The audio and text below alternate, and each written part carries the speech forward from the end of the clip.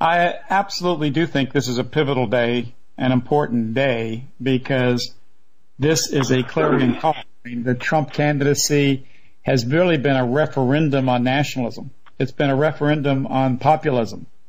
It's been a referendum on political correctness. It's been a referendum against the controlled establishment, both the media and political establishment in America.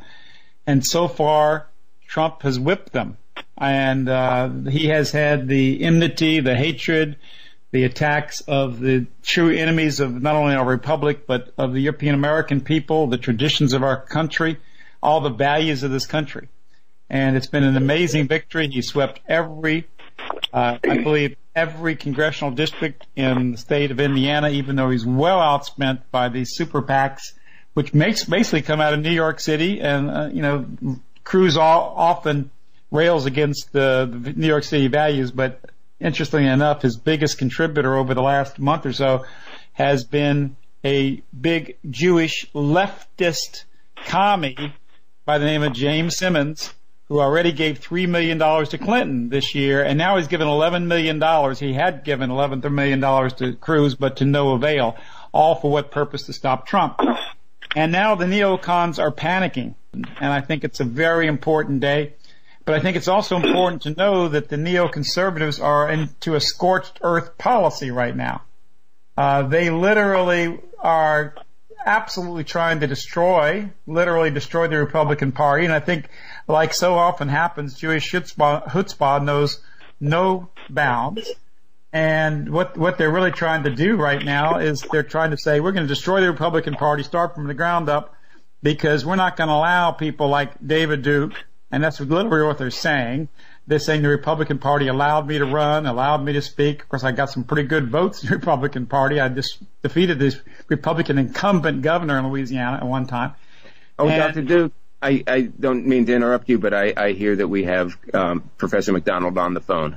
Oh, good. I'm going to bring him on right now. But so that's really what's going on here. And I think that the Trump campaign in a whole series of levels is a great opportunity for us to expose the people who really run the Republican Party, who run the Democratic Party, who run the political establishment, and who are leading us all to disaster. And even though Trump is not explicitly talking about European Americans, he's implicitly talking about the interests of European Americans. Right now, the neocons have stated that their fallback position is to continue the Never Trump movement and to push Hillary Clinton. And I think, what do you think? I think these Jewish extremists have made a terribly crazy miscalculation, because all they're really going to be doing by doing the Never Trump movement is exposing their alien, their anti-American majority position to all the Republicans, and they're going to push people more into awareness that the neocons are the problem, that these Jewish supremacists who control our country are the real problem, and the reason why America is not great, and they want to make sure that America and the American middle class is not great again.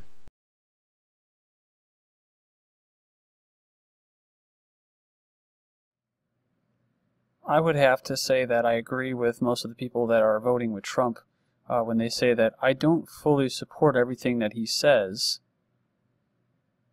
but they're all tired, and I'm tired of political correctness, and we don't like globalism. We want to be more nationalistic and be America first.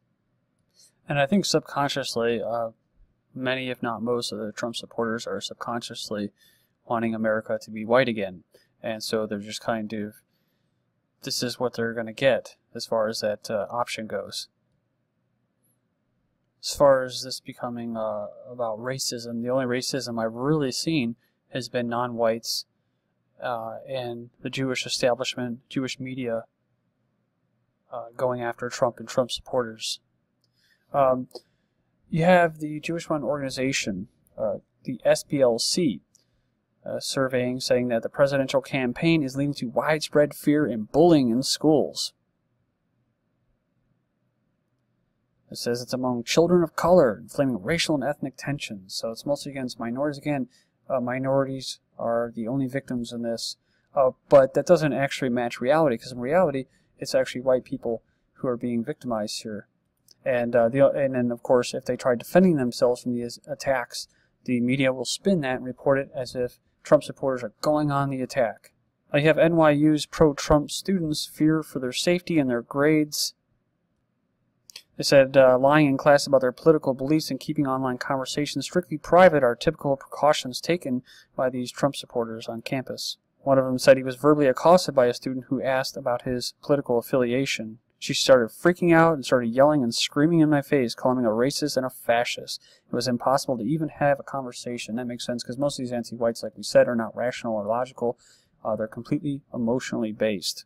Resort to primitive behaviors such as this, punching out a kid's tooth for wearing basically a Trump t-shirt. I'm going to show one more thing before I go to a call, and that's this.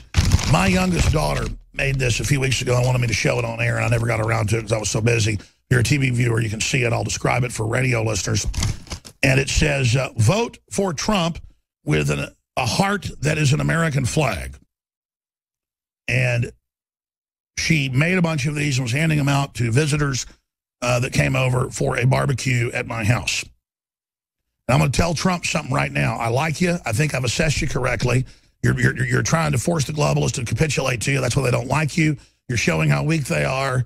You're a man of destiny. I have a lot of respect for you. And I know you understand building something for humanity is the ultimate strength, not being a parasite. So I believe you're a builder and an empowerer. You're not perfect. Nobody is. But if you go sideways on us and if you betray my daughter or anybody else, I want Donald Trump to know something. I'm going to do everything I can to politically come after you. And it's not going to be a bunch of idiots burning American flags, screaming Viva la Raza, okay? Funded by the Ford Foundation.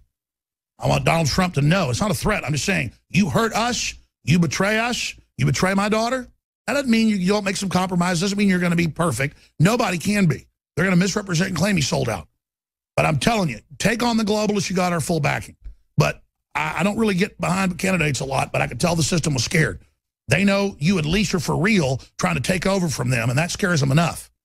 Now, you better be trying to take the republic back for the people, and you say you are, and you say you're committed, and you seem to be a very humble person at the end of the day and down to earth. And I know a lot of folks that know you behind the scenes, and they say you're totally aware of the New World Order before I was even born, that you're basically like a patriot sleeper cell really planning to go after them. And so I believe that. But I've looked at all the angles, Trump, and I'm just saying, I like to say, believe me, I say that too. The people in this country are sick of being betrayed, and we want to see aggressive moves against the New World Order.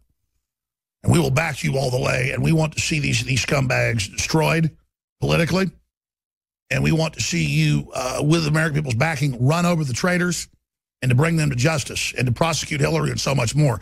So you've got my backing, and you've got my commitment, and you've got my support, and you know it. You've got a lot of other people's support. You got my 8-year-old support and my son's support and my daughter's support. My son liked you, before I was even on board, when I was studying you. And I talked about that when you were on air. And Trump, I know you watched the show. So I'm just telling you right now, you cannot betray this right here and be like the entire criminal class that loves betraying people and loves selling folks out. I know you believe in the big idea of humanity versus the New World Order and prosperity and sovereignty. So we're supporting you, but do not let my 8-year-old daughter down, or I'll take it very, very personal. It's not a threat. I don't like committing to somebody and supporting them and then having the fear they're going to stab me in the back. I'm just telling you that I think you understand you've hit the zeitgeist here, and this isn't a game. It's not a joke.